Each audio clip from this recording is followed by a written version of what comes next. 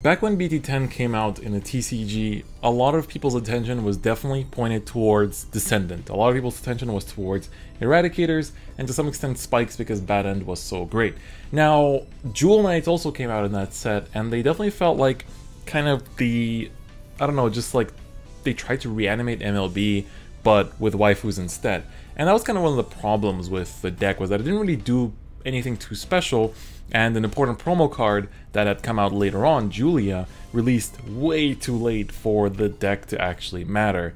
Now, however, Jewel Knights not only feel very good, not only did they get that Julia on release, but it looks like Japan is treating this deck as tier 1. So, today we're going to be looking at the deck and fight of Jewel Knights, one of my favorite archetypes.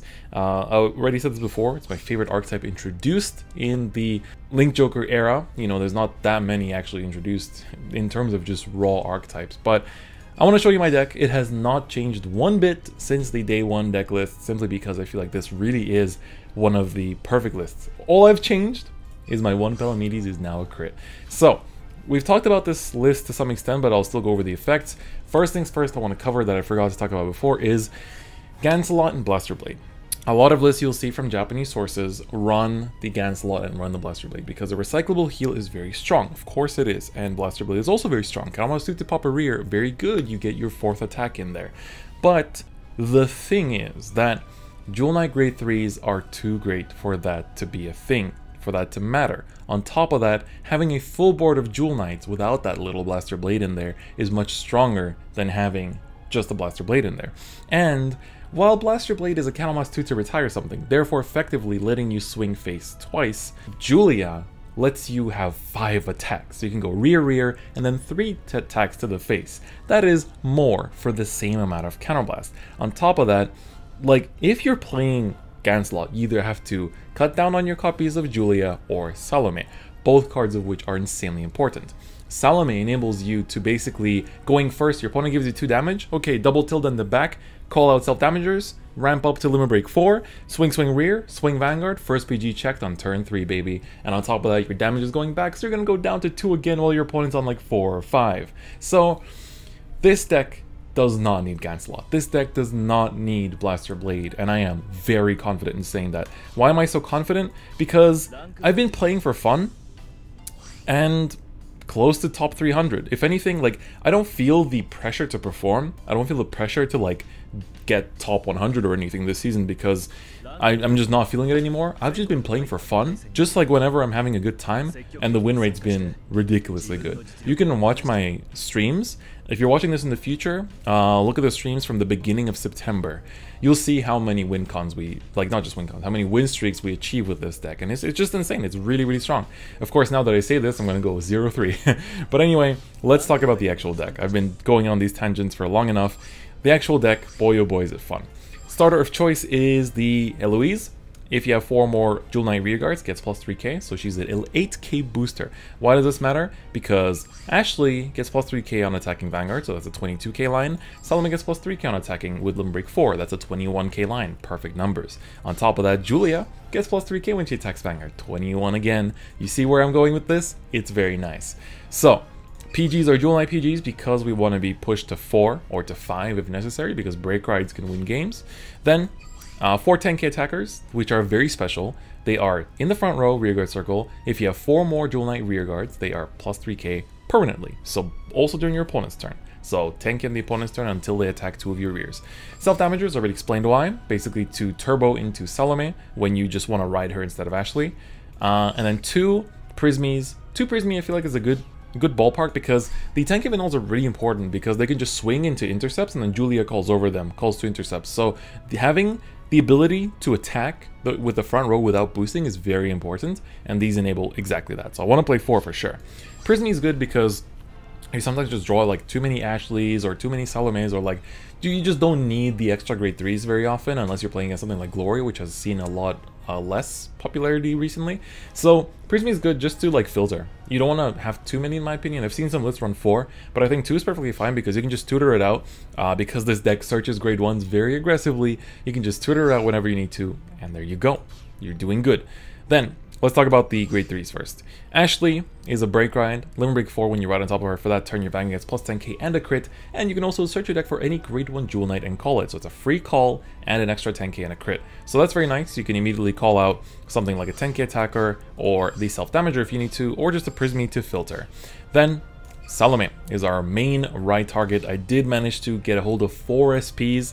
Very proud of that. Salome's skill, first one is limit break 4. When she attacks, if you have 4 more Jewel Knight rearguards, she gains plus 2k and a crit for that turn. Her second skill is Counterblast 2. You may search your deck for any grade 1 or lower Jewel Knight. So this is nice because you can just search out the, I believe Tracy her name is? Oh no, Sherry. You can search out Sherry's to be 10k attackers for you, and it's very nice. You just filter the deck and basically have a higher chance of drawing grade 2s or checking triggers and stuff like that. Her limit break is very important. At first you might be thinking, oh, it's just MLB on limit break, but it's more important than that. This deck counterblast a lot. Julia's counterblast 2, Sybil is counterblast 2, Tilda's counterblast 1, but usually you do it in bursts. And you're very often sitting at this stage where you don't have a lot of counterblast, and this extra crit is really good. On top of that, the extra crit is really good for pushing your opponent from like 2 to 5 that turn, and then you're able to go into the Julia to close out the game perfectly. Salome puts in work. Salome is really important. Like, she's your easiest way to PG check. She carries herself. All you gotta do is just put down some rears. Oh, your opponent took out your rears, counterblast 2, put 1 down, and then you drew into 1, so there you go. Your opponent can't retire that fast, even if they're eradicators. So Salome just carries herself. It's very nice. However, one of the most potent win cons is Julia. Man, Julia is so good. First off, I already said she gains 3k on attacking in the Vanguard circle. Then limit break 4, when she attacks the Vanguard, for that battle she gains the following ability. At the end of that battle, you may counterblast 2, search your deck for any Jewel Knights up to the amount of critical this unit has. So on a normal attack, you'll be able to search 1 Jewel Knight. Grade 2 is included, baby. But if you break ride over Ashley, who gives a critical to your new Vanguard, you can search 2. So what you can do is go rear into rear, rear into rear, Julia into face. End of battle. Let's say your opponent's at 4, you get Julia into face, PG procs. End of battle, maybe you got a trigger, you put it on the back row grade 1 that did not boost. End of battle, Julia, counterblast 2, call grade 2, swing, swing, game. So, Julia, chef's kiss, beautiful. Grade 2 is very important. So, first things first, Tracy. When you have 4 more Jewel Knight rearguards, gets plus 3k. During both turns, baby. So that means she's going to be a 12k based on your opponent's turn. Ooh, you can only make 11k swings? Guess you're going to have to swing Vanguard into my rear. That Descendant didn't proc. Ah, that's a shame. So this card is so amazing. This card, oh, it's so good. I am so happy with this buff. Like, this is the biggest possible buff they could have given the deck. Just 12k rearguards that your opponent has to attack. Not only, if you have double Tracy and 3 back row grade 1s, your opponent has to kill 1 Tracy. The second one is still 12k, so I have to commit 2 grade 1s to the back, so you're always forcing cards out of their hand, therefore it's easier to like make them run out of resources. You can start trading, you can start like playing whichever way you want, you just adapt to the situation. So it's really, really good. Then 3 Sybils. Sybil says, counterblast 2 when placed on Vanguard or Vanguard circle, and call any grade 1 Jewel Knight from your deck. For some reason, a lot of people like to give this deck early damage, and so it's often I ride her and I search already. Like, I just don't hold back because it's fine. Your opponent's going to give you more damage next turn, so you can still use your counterblast for other plays. And so just setting up that free grade 1s basically is very nice. You also might just heal down, so it's also good for that. Then we have 2 of the Owain. Owain is a cool card. He is a Jewel Knight, Vanguard rearguard circle. During your turn, if you have more rearguards than your opponent, gains plus 3k. So once again, we were saying how with Julia, we want to have rearguards that can attack without being boosted. So being able to trade rears without being boosted. And this is again one of them. 11k attacker, very important. So, and also Jewel Knight, so it's a good call target from the Julia herself. And then finally, the card that really carries this deck is Tilda. Tilda says, when your grade 3 Jewel Knight Vanguard is placed, you may counterblast 1 and search your deck for any grade 1 and call it. Doesn't have to be Jewel Knight, but of course in this deck you will be calling Jewel Knights. Why is this so good? You're going second, you ride something, call double Tilda in the back, swing Vanguard, pass. Next turn your opponent does 1 damage, or does whatever amount of damage, you ride grade 3, and you go Tilda, Tilda, call double grade 1 for 2 counterblast, baby. So good. You can also just go like ride Salome, Tilda, Tilda, call self-damager, self-damager, boom, limit break, crit, crit, crit, done. That's game, baby. Really, really great. We're also playing 5 crits, you'll notice, also 1 Palamedes. So, why 5 crits? This deck, as you've probably noticed, calls a lot. It generates a lot of resources, so we don't really need to worry about checking draws to always have resources. So we can go a bit more greedy and play crits, win games faster. Feels pretty good. So that's me covering the deck. Now let's get into some games. So I really want to show you guys this deck. I've been insanely excited. Hopefully throughout this video we can actually get to Legend 12. So I'm not sure what I'm gunning for. I really like the original Ashley art. I'm surprised it's the same artist for the promo one. But I'll be pretty happy if I can end up top 100, but I don't want to like force myself to do that because I just got off a little bit of a burnout from the game last set. So I definitely want to like play because I enjoy. Okay, we have an Aqua Force matchup. This will be a matchup in which we keep Grade 3s in hand. We got to be careful. So this is where Prismy needs to be used really carefully.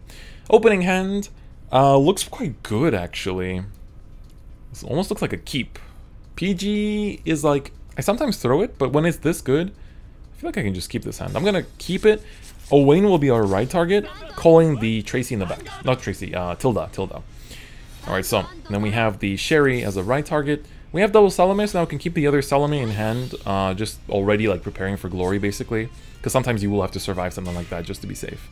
So, always call the starter behind Vanguard. As I mentioned, it's important to make magical numbers with a Vanguard. So, because usually that will be your last attack in this deck, so you gotta be careful with that. Unless you're doing Julie, of course then it's not. But yeah, regardless.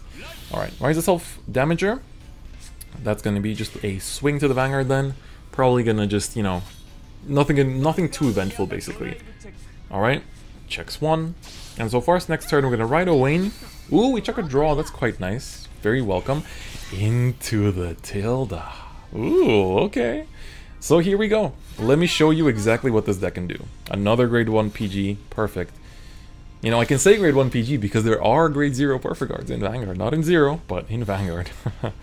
And here we go. Tilda, baby. And another one. And now just let your opponent give you 1 damage and you can do double self-damage or superior call. Ooh, okay, we heal. Now he's gonna have to give us 2 damage. But that's fine too, like, even if he doesn't, don't really mind. Alright, there goes 1. So now it's like, the thing is here, right? So let's say now I healed and he's only gonna attack me once next turn. Well, let's just say he does, right? So I'll be on 3 damage, I won't have Limit Break, but I will have a big board. So therefore, I will be able to do a bunch anyway. And he's gonna do exactly that. He's not gonna give it. He probably has experience playing against this deck. So if I didn't heal there, whoo, we're checking all the draws, baby. Alright, so if I didn't heal there, you know, I wouldn't be able to do so much. But watch what we can still do here, regardless. So even without this Limit Break. Another one! Alright.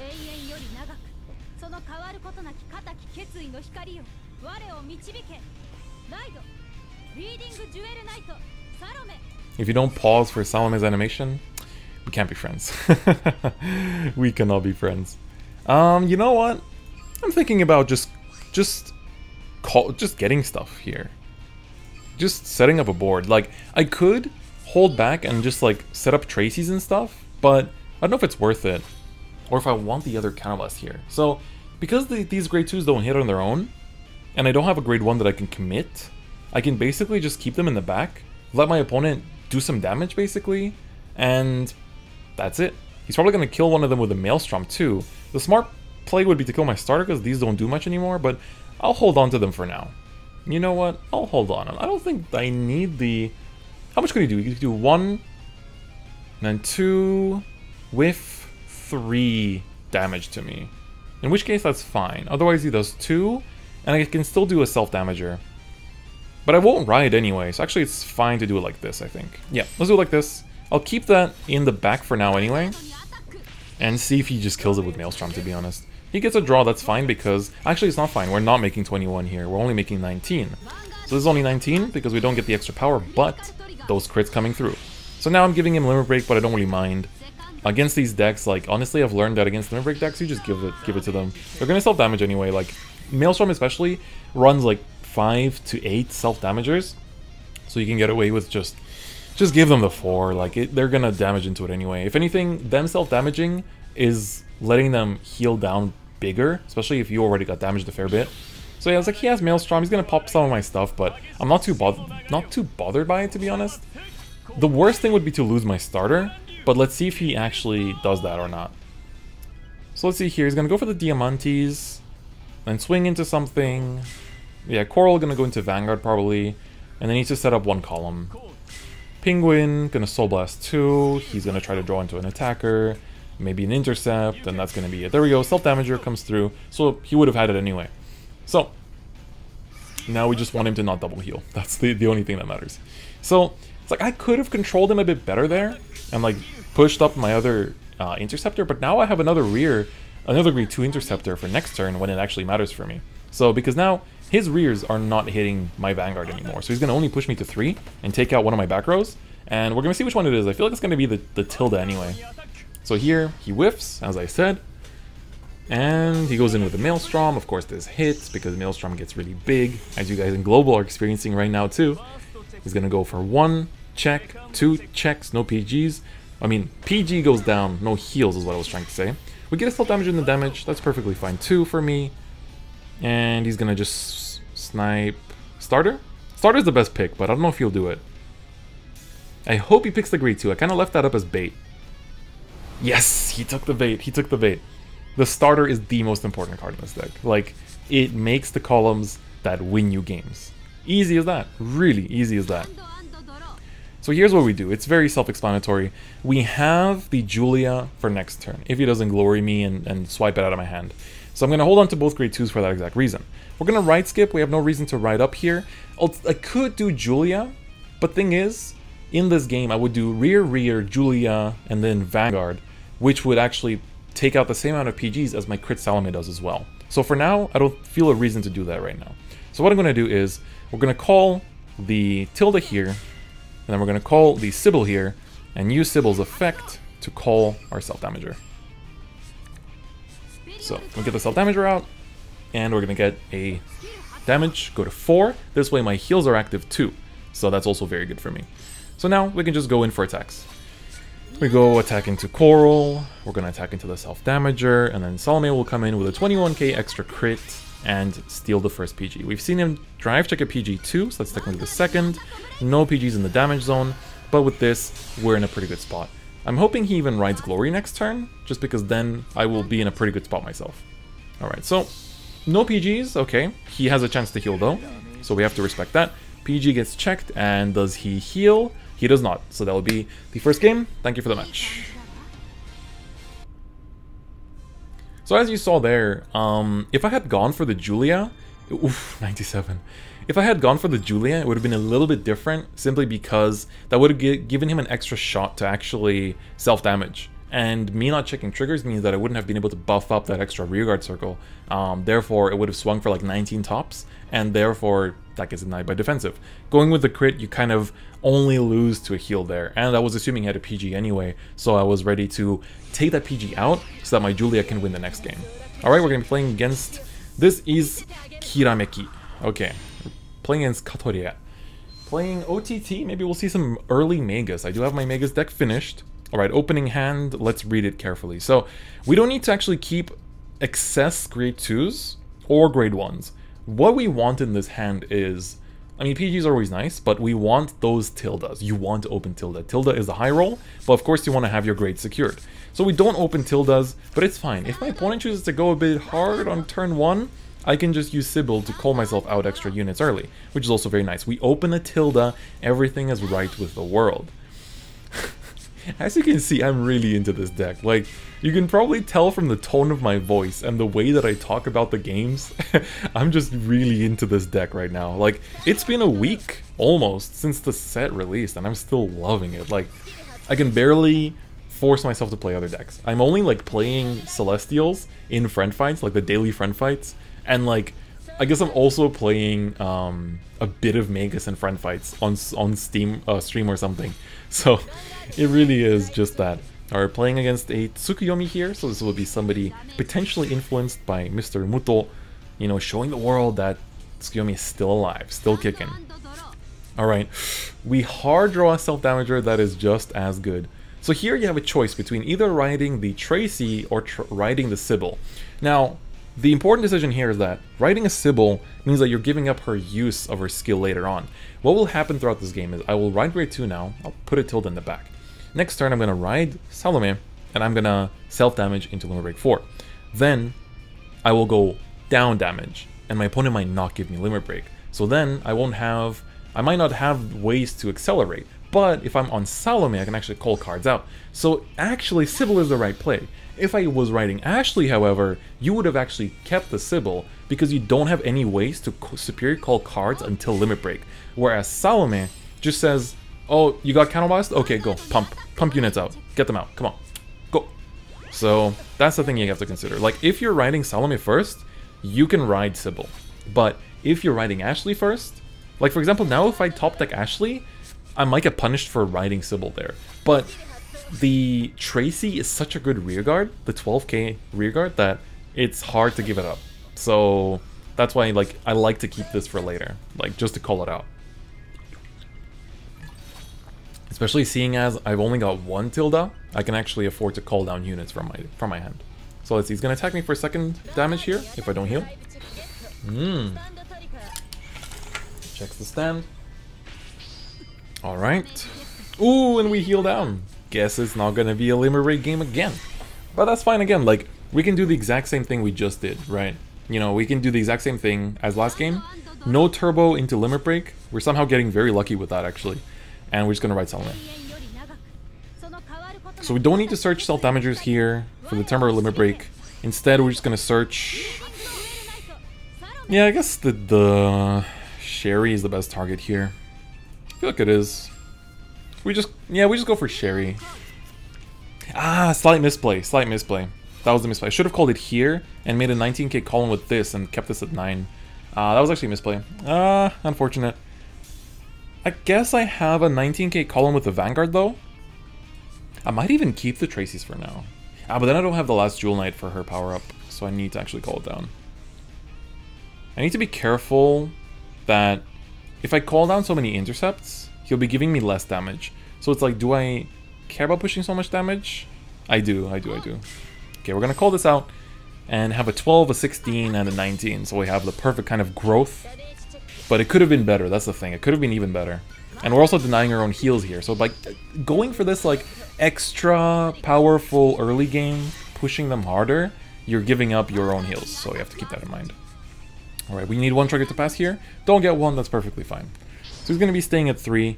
And next turn, I basically need 2 counterblasts to be able to call myself the self-damager from my deck. Or any grade 1 for that matter. So he checks up 5. So far, how much does he have in stack? He looked at 5 for turn 1, I think. And then 4. So he had 5, 4, and 5, I think. So that's already 14. He did... I went first, I think? Yeah, I went first. So he did 2 drive checks. So that's 16 cards. Okay. No, but he checked the stand turn 1, so that's 15 cards, actually. Okay, 15 cards in stack. See, he has a 12k attacker. He's good. He's good. Alright, there's a stand. He's running the Secretary as a stand, which usually is a 4 of. And so now he can use Tsukiyomi once to dig into it. So again, like we said, 15 cards he knows, so he's 3 away from his stack. So he's pretty close. After this turn, he will hit it, because he will do 1 swap with the Secretary and then 2 drive checks. So he's there. He's there. Ooh, that Gemini tells me he knows that one of the upcoming cards should be a stand. At least that's what I feel. I don't know. Maybe not. We'll see. But regardless, is the right play. And I'm very thankful if he does pop a stand, because that means I will have the 2 damage for my self-damager. For the, well, Salome skill, actually. 10k vanilla followed by... Okay, never mind. We're just taking the 1 damage. So here, this is where I want you to pay attention. You know, I don't have the resources to be calling cards anymore. I don't have the resources to be, like, accelerating my board state. So I have to be careful with how much I call down to the field, because I don't want to just get, you know, blown up. So what we're going to do here will be... We're going to keep this Tracy for a turn. We're going to call this and this, and just kind of whack. So, aim to check a crit maybe. We still have 3 in deck, and see what happens. So we can call a... I guess 13k here. And then this is 18, and that would be 19 as well. Now this will be 16, so I can... Normally I could attack with the Vanguard first, but I might check a crit, so that could be something. But then he runs old PGs, most likely. I don't think we've seen any. I feel like Tsukiyomi would still run the old PGs. Did he soul charge any? No, he did not. Regardless, I don't like have a chance of healing. It's just that if I check a PG and he doesn't get anything, I can just swing at the Secretary and he can't accelerate his stack. Okay, we get a draw. That's good too. Into a Julia, we push face. We see Julia, we push face. There is no questions asked. He needs to give me 1 damage this turn, and I can literally end his career. Okay, he gets a heal. Still, regardless, even if he's on 4, if he doesn't heal down beyond that, we're fine. Like, the Break Ride Julia can end games on 3. Regular Julia without that only calls 1 card if you don't pop a crit. So that's the other thing about Julia is she looks at her crit after the battle ends. So if you check a crit during her battle, that's an extra rear guard you can call. So keep that in mind. Alright, let's see here. So I left his Secretary up, which means he can dig into his stack, which gives him an extra card he can work with. So whether he searches here or not will tell us if he actually found any kind of important rears here. He calls the Intercept, clearly worried about PGs? I don't know, man. Could be. It's hard to judge from this state. What this tells me, though, is that he doesn't have a stand stacked. No, he does. Does he? If he powers up the... No, I think he has a stand here. No, okay, never mind. He has a draw. He swung at the rear. So he's going to give me the 3rd damage here. See, now I have the choice of, do I Julia? Does he pass? If he passed, that would have actually been very smart, because that would limit what I could do. Now I have Salome's Counterblast 2 ready, so I can actually just pop out a unit. And I can also self-damage into Salome's crit. Oh, that's a hard choice. That is a hard choice. Julia isn't reliable enough, I think, yet. How many grade 2s has he gone through? 1, 2, 3, 4, 5, 6, 7. Most? Like more than half. Is this a Julia turn? Now I feel like I should keep it for another turn. Just wait for that late game. I'm gonna skip. I'm gonna choose to skip here. Call this out. And I'm gonna Prismy here. This is a Prismy turn. We call a Prismy out, and we have self-damager in hand, so we can just, you know, go through that. And we're gonna drop the Salome. So this is like the kind of matchup where you can just feel free to drop your extra grade 3s for... Because Prismies will hopefully find you grade 2s, so that's kind of what you're aiming for. Swap this, 7k booster is better in the back. Alright, we're getting lower on time, so we just swing into rears here. We now have a 12k base rear guard that, you know, he has to commit with this 8k boost column, and that's very good for us. So now we're going to go into this with a 21. No PGs in hand is kind of yikes. Against OTT you can't do anything if they have a Tom, but let's find out. We get the crit. Julia would have liked that. Unfortunately, nothing we can do. Heal. Alright, nothing. Alright, PG for sure. Let's see, is it old or new? It's the old ones, okay. That's the first PG of the game, though. He's seen 4 draws, 2 stands, 2 heals. Majority of the triggers, though. So he's only got 5 more to go through. We don't know the contents of his hand. 1 PG has been revealed so far. And so now I'm in this state where I can keep kind of like pushing him and taking out PGs with the Salome crit. Otherwise, I was going for the double peak. That's interesting. Otherwise, I'm wondering if he's going to give me 2 damage this turn. If he does, I think then I try to Julia and just try to win. Especially because he only set up 1... if he only keeps 1 intercept, that means I can Julia more safely. Because I can go like 11k swing into face if I can draw a grade 3. So there, the Salome would have made a difference, right? So you can even say, like, if I wanted to go Julia next turn, dropping that Salome was a mistake because she was a solo 11k swinger that would have just swung into the Vanguard unboosted. So I have to be careful, you have to be careful with those things too. Because you never know what your opponent's going to leave you with. He's using Tsukiyomi, which means that he knows what he's drawing into, and it was 2 normal units. And if he drew into 2 normal units, that tells us he probably has a trigger here. 10 cards left in his deck, nearly 10 ahead of us. So he swings with a double peak. So these should be also normal units, could be PGs as well. He's only shown us 1. I fully believe that he could be going through them right now. Double peek, putting back potentially more triggers that he was holding in hand. You know, you gotta be in the mind of a Tsukiyomi player. Tsukiyomi is the kind of deck where if they can have the time to set up, it's very hard to come back from. See here, he heals down, I have to stay on Salome now because Julia does not fill that job in, especially if it goes down to 2. That's difficult, that's difficult. At least here, with him doing that, I have the kind of position of, well, at least if I can push him to 3 with a rear, I can actually... Ooh, no defensive checks, very dry. See, I think this game goes to show that, like, the deck itself is amazing, but if you can't beat Tsukiyomi fast enough, they'll beat you. That's just a Tsukiyomi kind of thing. So here's what we're gonna do, and I think it's the only thing we can do.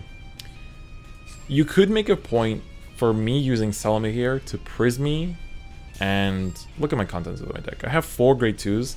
Prismy will probably draw me into a PG if anything. Is that worth it? Will I survive though? Because he would go rear, Van, and then I would still die. So I think I'm betting on checking a heal here. If I check a heal, he can go rear, Van, and then my PG procs. So if you were in my case, would you search for Prismy to drop and draw and try to draw PG or grade 2?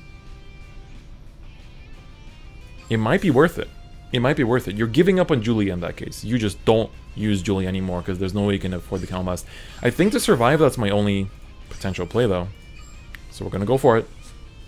We're gonna go for it. Hope to draw either a grade 2. It shuffles, by the way. Keep that in mind. If you were stacking your triggers, it's, you know, if you're remembering your drive checks, that's the low roll, right? You draw that heal you needed. That's the low roll. That's the low roll that, you know, that was what I was willing to take. That was what I was willing to risk on. And I can't even say like, oh, if I didn't search, I would have checked the heal, because it shuffled. It shuffled after the search and then we drew. So there was like no way to know that that would have been the thing. And I only searched because of Prismy. So, and there was the PG and the grade 2 right next to that. Of course, PG will proc here because he's running old PGs, as we found out here. But this game, unfortunately, is looking like a loss. We only have 1 heal left in deck, and while that could save us, we shuffled our deck, so it's a basically... We did a twin drive, so it's a 1 in 12. A very low percentage of chance. But, alas, I think, you know, you got to see... hopefully my commentary of the deck shows you, like, the strengths of the weaknesses. You know, it's not a perfect deck. So your opponent gets a Tom here. The good old Tim Tam.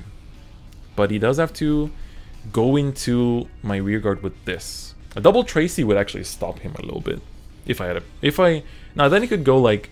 Put a booster behind Vanguard and just go like... This rearguard column into Tracy. Other than Vanguard with boost into the other Tracy. And then Tom goes into Vanguard. So it's very hard. Like, you need to think about what to aim for here. And so even if I had healed down here... I would have had to pray for defensive for the Tom to not kill me. And if we see him check a trigger here, which I'm sure he stacked... Let's see here, grade 2, and, okay, no triggers. So maybe if I can heal out of this, you know, I will actually survive the Tom.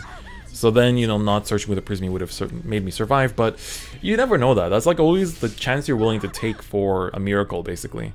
And that's just how it is. So, yeah, like, 1 win, 1 loss, but this deck is really strong. Like, this last game was just playing around Tsukiyomi. Like, you can't really do much about that deck. As you all know, like, we've been playing against Tsukiyomi for months now, whether you're a JB player or a global player. So, yeah, hopefully these 2 games showed you what Jewel Knights are capable of. We didn't break ride, but the break ride is very much like a cherry on top kind of thing. Maybe, I don't know, we can do it 1 more game, but I don't know. I always say that, and then, you know, it's like another case of not drawing Ashley. I think in the first game, we also talked about the scenarios where Ashley would actually have been useful, and how you want to be playing around your grade 2 rides, your grade 1 rides, you know, and thinking about the game ahead, whether you're riding Ashley or Salome. So if you listen carefully, you definitely got something to take away and learn for future games. But if you want to see me play more of this, if you're watching this close to the release date of this video, then you can enjoy watching me play this deck on stream. I'm still really enjoying this, and I think as soon as I click that stop recording button, I'm gonna go and get myself that last win to Legend 12 so that I can do that before the daily reset. Alright, but on that note, this video has been long enough as it is. I'll see you guys next time. Bye bye.